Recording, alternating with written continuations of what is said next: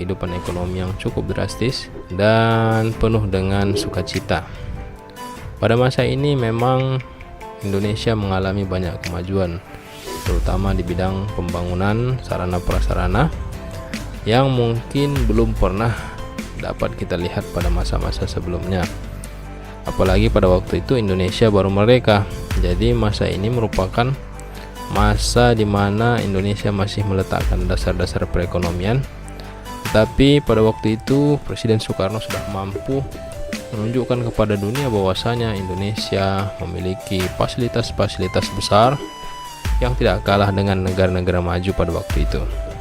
Nah, seperti apa kehidupan ekonomi Indonesia pada masa demokrasi terpimpin ini? Silahkan kamu tonton video ini sampai selesai.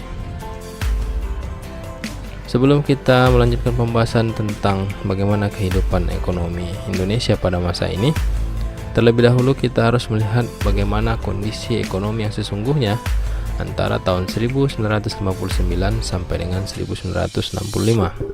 Dalam kurun waktu 6 tahun, Indonesia mengalami masalah ekonomi yang cukup berat. Yang pertama adalah masalah ekspor dan investasi Indonesia yang merosot antara tahun tersebut. Kegiatan ekspor yang tidak berjalan dengan lancar dan menurunnya investasi yang masuk ke Indonesia menyebabkan masalah ekonomi Indonesia menjadi semakin runyam. Ditambah yang kedua, akibat dari macetnya kegiatan perdagangan internasional tadi menjadi penyebab menipisnya cadangan devisa Indonesia di luar negeri. Kemudian hal ini menyebabkan terjadinya inflasi yang cukup tinggi antara tahun 1959 sampai dengan tahun 1965. Inflasi yang tinggi tadi kemudian melahirkan harga bahan pokok yang melambung tinggi, yang menyebabkan masyarakat kesulitan dalam memenuhi kebutuhan hidupnya sehari-hari, terutama kebutuhan pokok. Akibatnya terjadi kemiskinan yang merajalela dan kesenjangan sosial di tengah-tengah masyarakat antara rakyat dengan para pejabat negara yang pada waktu itu kehidupannya lebih mewah dan glamor. Nah, selain itu, masalah-masalah ekonomi tadi disebabkan oleh beberapa faktor.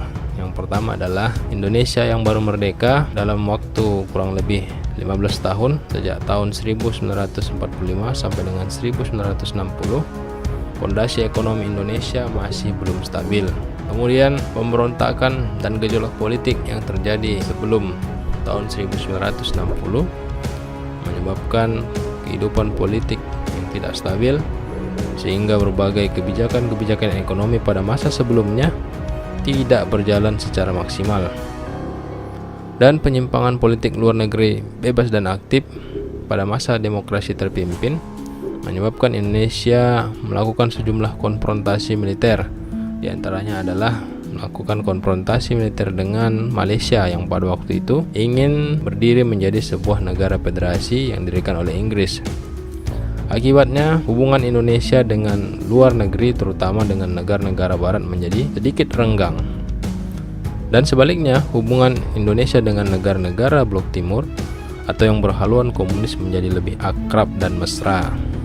Selain itu, yang menyebabkan masalah ekonomi Indonesia menjadi lebih gawat dan memprihatinkan pada masa demokrasi terpimpin adalah haluan politik yang ditempuh oleh Soekarno dan pembangunan proyek-proyek besar atau yang dikenal dengan proyek-proyek mercusuar yang bertujuan untuk kepentingan politik Soekarno. Di antaranya adalah pembangunan Kompleks Senayan, Jembatan Semanggi, dan infrastruktur lainnya yang menyerap banyak biaya sehingga menghabiskan anggaran dan pendapatan belanja negara. Kemudian disusul dengan kebijakan ekonomi yang gagal. Pada masa pemerintahan demokrasi terpimpin, sejumlah kebijakan ekonomi yang dikeluarkan oleh pemerintah tidak dapat berjalan maksimal karena tidak didukung dengan fondasi ekonomi yang kuat. Akibatnya seluruh kebijakan ekonomi yang dideklarasikan oleh Soekarno tidak dapat berjalan alias jalan di tempat. Nah, selanjutnya, kebijakan ekonomi yang ditempuh oleh pemerintah guna menghadapi masalah-masalah ekonomi bangsa Indonesia antara tahun 1959 sampai dengan 1965. Ada beberapa kebijakan yang dikeluarkan oleh pemerintah pada masa ini. Yang pertama adalah membentuk Depernas atau Dewan Perencanaan Nasional dan Bappenas atau Badan Perencana Pembangunan Nasional. Nah, Depernas dibentuk pada tahun 1959 dengan ketuanya adalah Muhammad Yamin.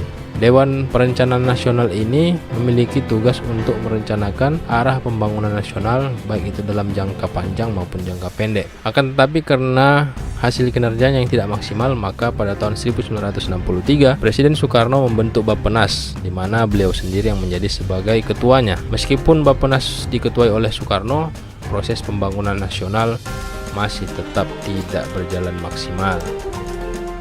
Kebijakan yang kedua dikeluarkan oleh pemerintah pada masa demokrasi terpimpin terkait dengan pengentasan masalah ekonomi adalah program Senering.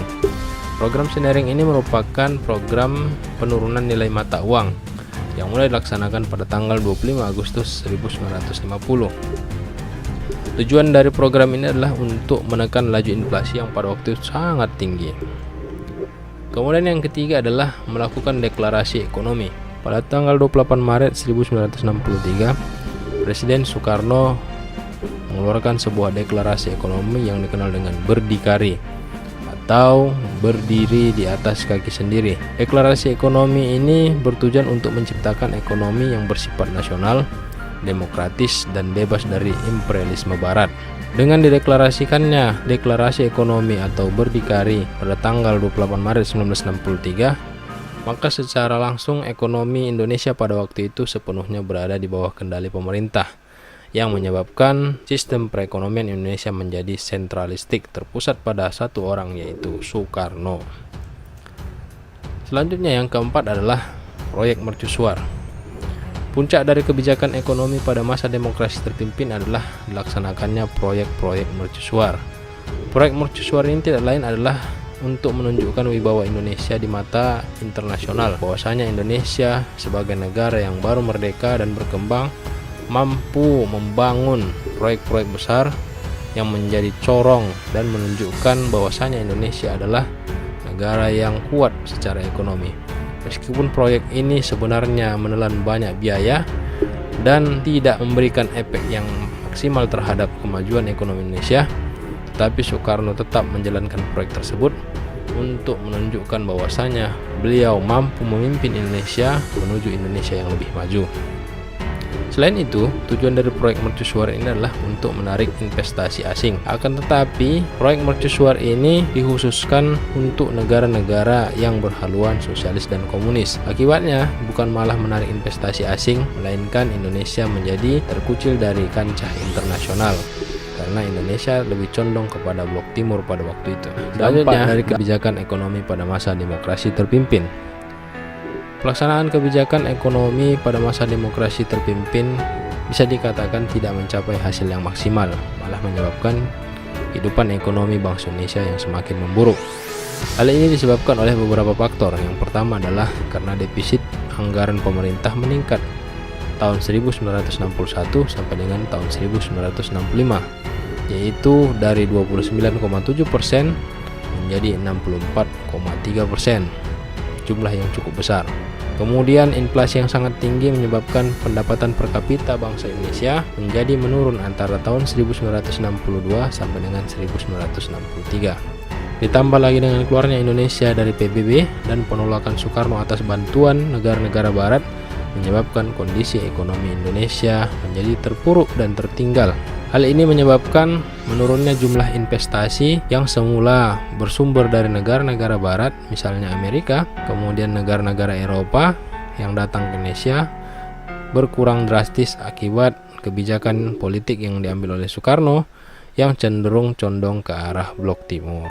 Nah, itulah tadi beberapa masalah kehidupan ekonomi yang dihadapi oleh bangsa Indonesia pada masa demokrasi terpimpin, juga berbagai kebijakan yang diambil oleh pemerintah serta dampak yang ditimbulkan dari kebijakan-kebijakan tersebut merupakan satu pembelajaran yang dapat kita petik nilainya pada saat ini. Disusun oleh 1. Bagus Sandika Yusaka, 2. Irsa Fairuz, 3. Mahesa Abdesidit, 4.